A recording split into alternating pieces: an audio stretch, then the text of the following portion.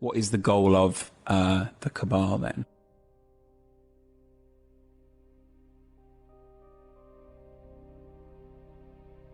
What is the goal of the cabal then? That's a very good question, and it's a very, very relevant question, especially for the young people watching this.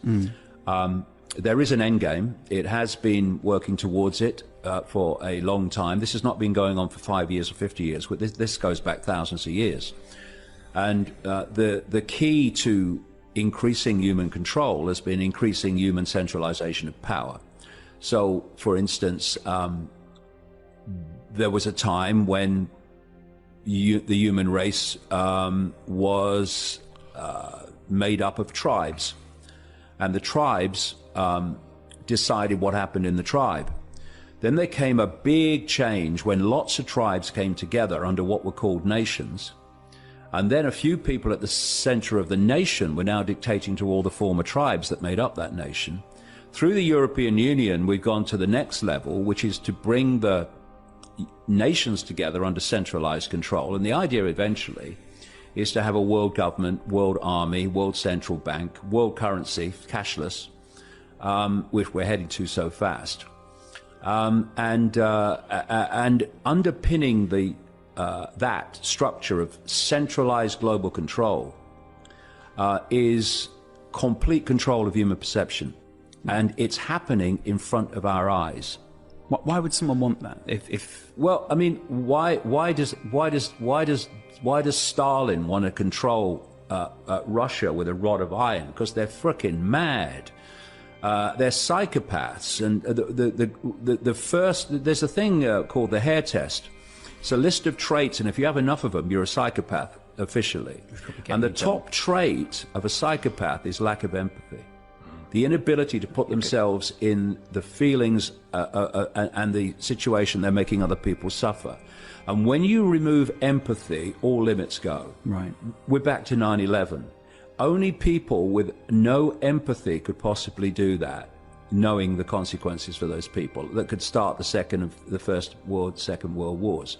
So lack of empathy. But where this is sadly, going, those people are also very good at what they do. They're very good. Yeah. They're very sick, but intellectually they're very clever. Right. And they study, and this is what AI is doing.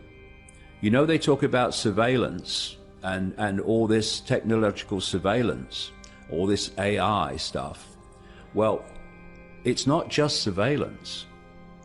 All the things that the human race posts on the internet, posts on social media, all that is being fed into AI, which is becoming enormously skilled at understanding the human psyche, therefore able to manipulate the human psyche to control what? We're back to it, control perception. But the end game, in terms of complete control of human perception, is to connect the human brain to artificial intelligence. And this is something I've been warning about now for so frickin' long. And the Silicon Valley crazies are now openly talking about it. There's a guy at Google, it's called a futurist, called Ray Kurzweil.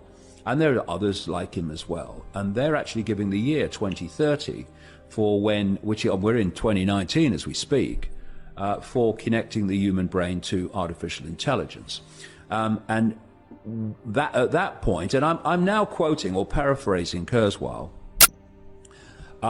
once that connection's made, he said AI will do more and more and more of human thinking until human thinking as we currently know it will be basically negligible. Right. In other words, the human mind will become AI, and instead of manipulating human perception will become direct through AI.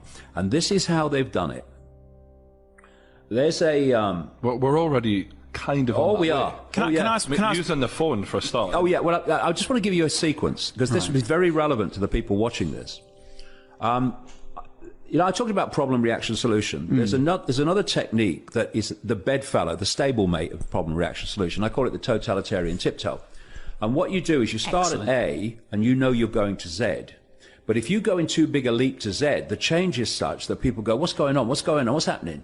So you go as big a leap as you can, but not so big that people see the pattern. So the totalitarian tiptoe to control by AI went like this. Stage 1, get them addicted to technology that they hold. Your goal is to get in the body.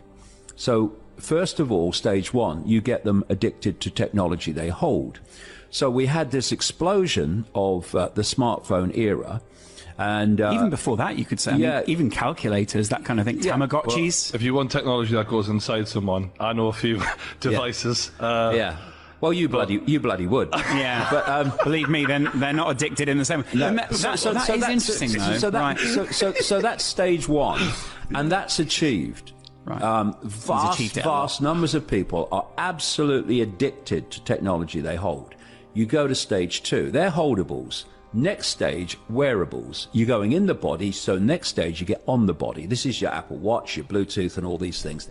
Endless gadgets. This is literally not an Apple Watch. An Apple Watch. So, endless gadgets that you wear. Yeah. Ooh, and what they're doing is conditioning normality.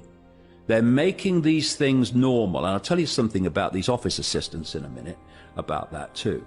And then these AI bloody Barbie dolls they're giving out for kids and stuff like that. So then you go to the next stage, small soldiers, which is inside the body, which is internal chipping, which I've been saying was the plan since about 1992. Elon Musk is sort of big into that, isn't he? Don't talk to me about him. Not a fan? No. I really want to hear what you think about Elon Musk comes out and says that AI could be the end of the human race. On that he's right. And then he opens a frickin' company called Neuralink to connect the human brain to computers. Yeah. I mean, talk me through that.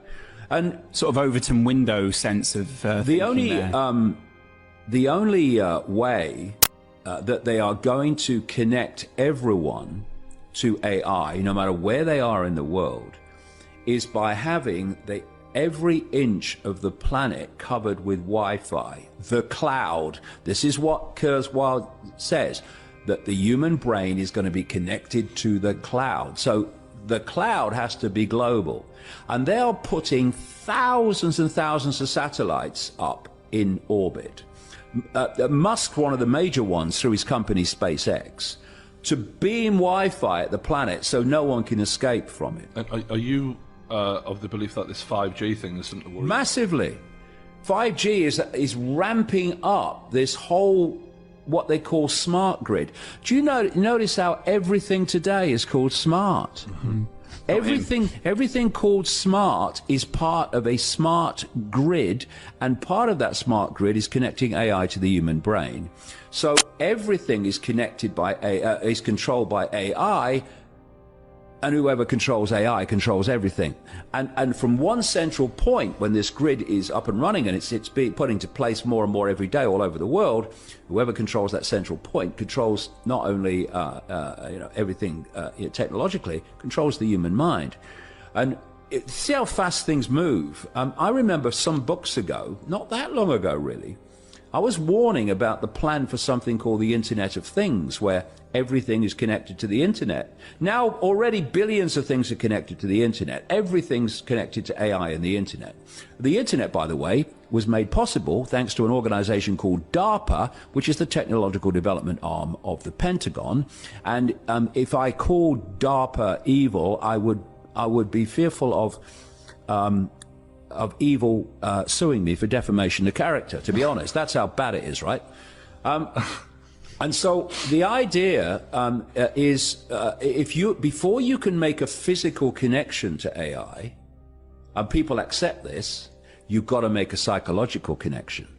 And what they're doing, because it's all a psychological game, the few cannot control billions unless they control the psyche of the billions. It's a very, very important psychological manipulation technique. It's called preemptive programming. Mm. Okay, this is how it works. You are here, you want to go there. That society is so dramatically different to this one, you're gonna face a response against it. You want to do what? So what you do is you fill the movies and the programs with storylines and scenes and portrayals of that world.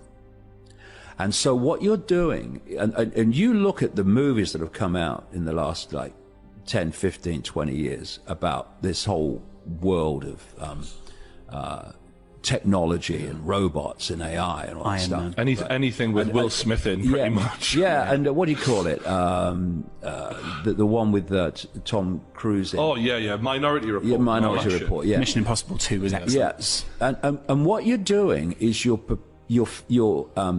preparing the subconscious, particularly the subconscious, conscious as well, to become familiar with the world you want to take people into. Over the window. So as the world is brought in for real, that familiarity is going to lessen the resistance to it because there's a familiarity I think they're about going it. to do it, David.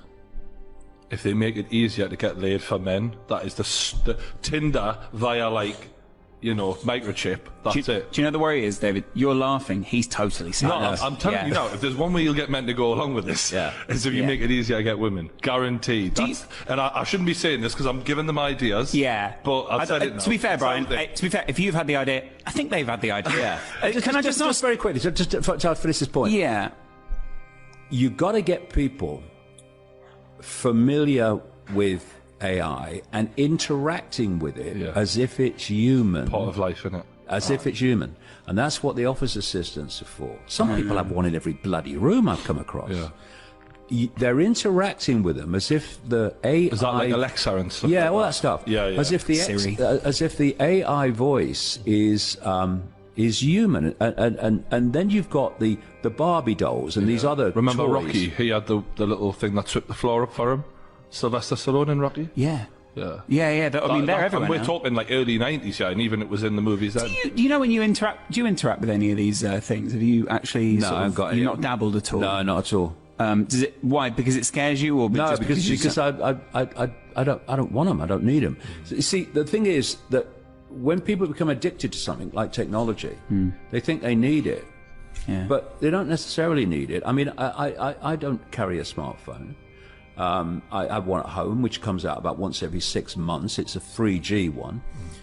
When I have to be somewhere and contacted, and there's no way they're contacting me, and what I say is, okay, I'll call you from a landline, and I find a landline. That's as much as I use it, maybe 3 or 4 times a year for one small amount of times. Apart from that, I don't use that kind of technology. I think it's healthier. Yeah, but what it's doing, it's creating, especially with the kids and these AI-connected Barbie dolls and stuff, it's making them familiar with AI to the point where they perceive it as human. And once they've got that acceptance and that interaction, then when they move into connected to here, you're going to have far less resistance because it's not the, oh my God, kind of reaction. There's no shock there. It's no shock. It's become part of life by then. And that's why they're targeting the kids now, because they are going to be the adults 2030 when they really want this to come in full blown.